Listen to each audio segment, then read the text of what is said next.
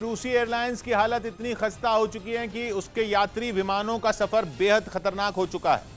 Ukraine पर हमले के बाद से ही रूस बड़े पैमाने पर पश्चिमी देशों के प्रतिबंध झेल रहा है और इसका खमियाजा वहां के एविएशन सेक्टर को भी भुगतना पड़ रहा है।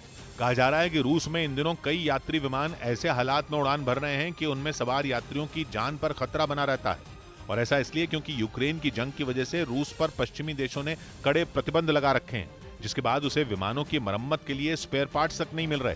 दावा किया गया कि इसी वजह से कुछ विमानों के पार्ट्स निकालकर दूसरे विमानों में लगाने पड़ रहे हैं। और ऐसा वहां की सबसे बड़ी एयरलाइन कंपनी एरोफ्लोत को भी करना पड़ रहा है। एरोफ्लोत वहां की सरकारी कंपनी है जो विमानों की मरम्मत के लिए अपने ही दूसरे विमानों से पार्ट्स निकालने के लिए मजबूर हो गई है।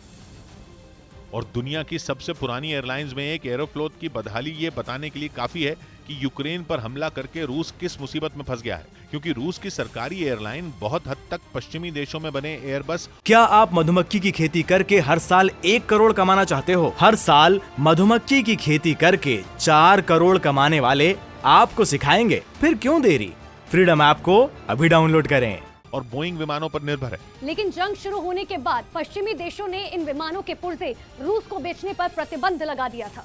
कहा जा रहा है कि इसके बाद रूस की विमान कंपनियां अपने यहाँ बने विमानों के उपकरण निकाल रही हैं ताकि उनका इस्तेमाल दूसरे विमानों में किया जा सके। और दावा किया गया कि रूस ने अपने यहाँ की विमान कंपनियों को ऐसा करने का आदेश जून में ही दे दिया था। इस आदेश के मुताबिक उन्हें रूस में बने विमानों से जरूरी उपकरण निकालकर विदेशों से खरीदे गए विमानों में इस्तेमाल करने के लिए कहा गया था, जिससे कि उन विमानों को कम से कम 2025 तक उड़ाया जा सके। खबरों के मुताबिक एरोफ्लोत ने ऐसा करने के लिए एक एयरबस A350 और रूस में बने एक सुखोई सुपरजेट 100 से पुर्जे निकालकर उन्हें खड़ा कर दिया।